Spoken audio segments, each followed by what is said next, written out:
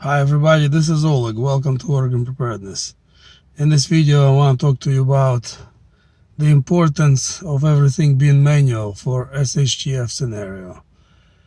We've had some SHTF with this pandemic, but real SHTF hasn't come yet. I'm sure it's on its way. And once it hits, manual is going to be the name of the game. I'll start with guns.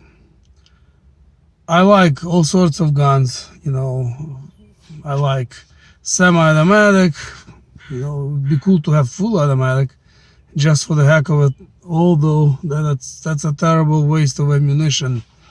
And in this HTF scenario, you want to preserve that ammunition as much as possible.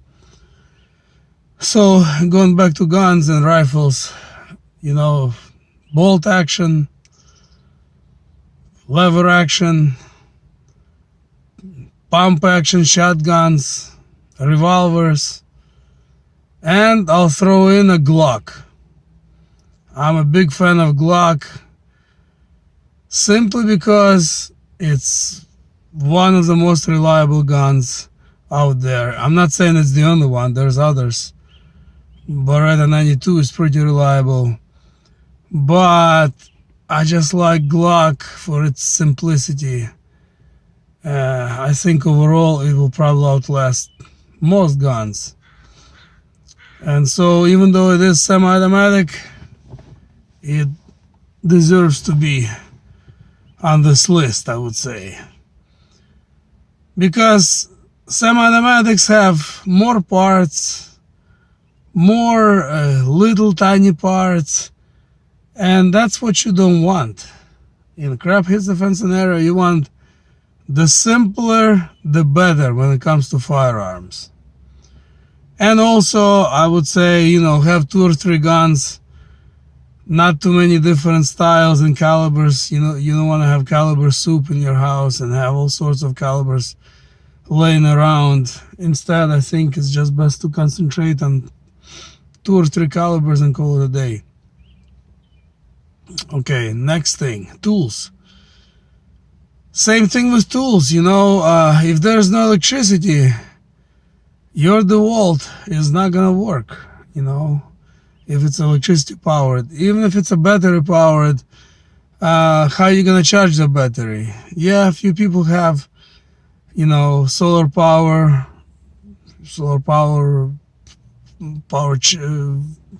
panels, removable, or the ones you can take with you. There is all kinds of panels. You can roll them out. However, what if it's a cloudy day? What if it's a winter time with endless cloudy days? You can't rely on that. However, simple screwdriver and a bolt cutter and a hammer and a shovel will always work regardless, as long as you actually have physical strength to do it.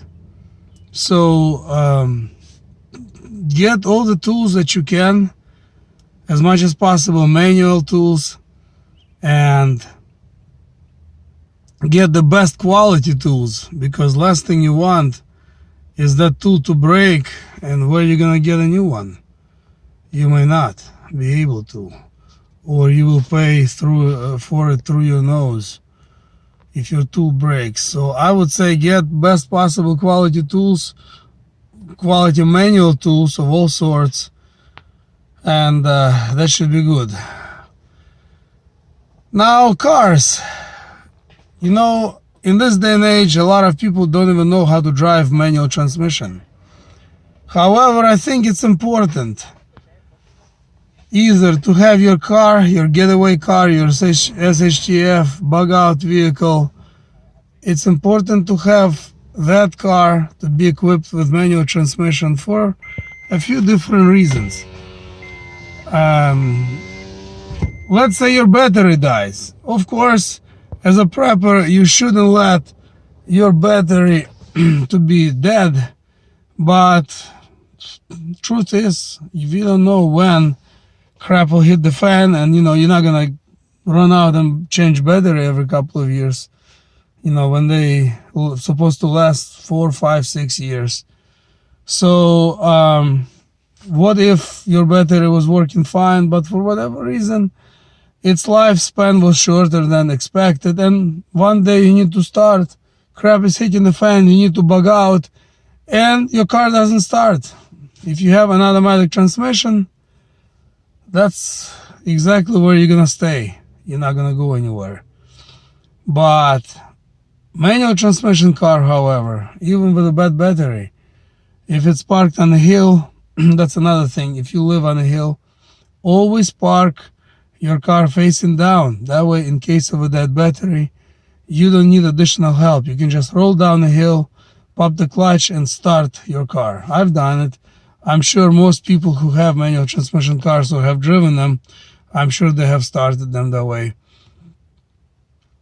And even if it's level ground, you and another person can push your car, then jump in, pop the clutch, and your car will start.